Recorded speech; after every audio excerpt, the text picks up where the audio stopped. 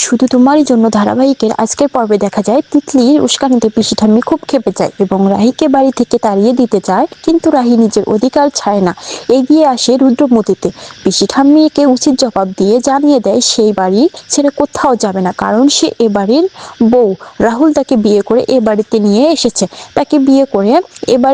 এসেছে, তাই এ বাড়িতে থাকার অধিকার তার আছে। পিসি ঠাম্মি চিৎকার করে বলে, মানি না আমি তোমাকে এ বাড়ির বউ হিসেবে।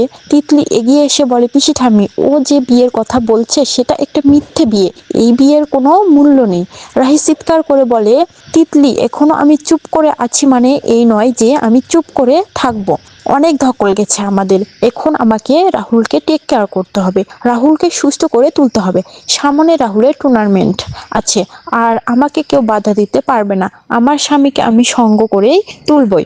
রাহির হৃদ্যমতিতে কথাগুলো রাহুল অবাক হয়ে শোনে, ভাবতে থাকে, রাহি, তুমি আমাকে নিয়ে এতটা ভাবছো? পিসি ঠাম্মি চিৎকার করে বলে, স্বামী দেখাচ্ছে। স্বামী বলি, এতই যদি স্বামীর প্রতি তোমার ভালোবাসা থাকতো তাহলে তুমি কি স্বামীর অমঙ্গল ডেকে আনতে? অ্যাক্সিডেন্ট হচ্ছিল, সব অমঙ্গল তো তুমি বয়ে নিয়ে এসেছো এ বাড়িতে।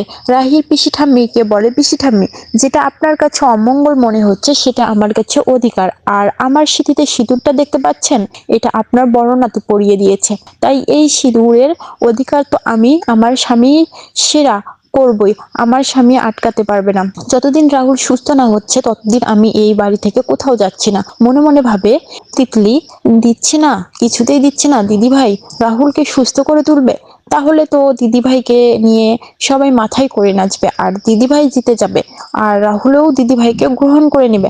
আমি ওদের এক হতে দেব না। রাহুল আর দিদিভাই সুখে সংসার করবে আর আমি বিদেশ যেতে পারবো না, সেটা কখনোই হবে না। রাহুলকে পটিয়ে আমাকে তো বিদেশ যেতেই হবে।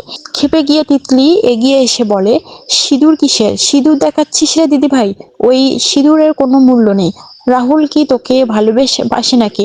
রাহুল তোর চাপে পড়ে বিয়েটা করেছে, রাহুলের সাথে তোর কোনো সম্পর্কই নেই। প্রচন্ড ক্ষেপে এসব কথা শুনে আর সহ্য করতে পারে না।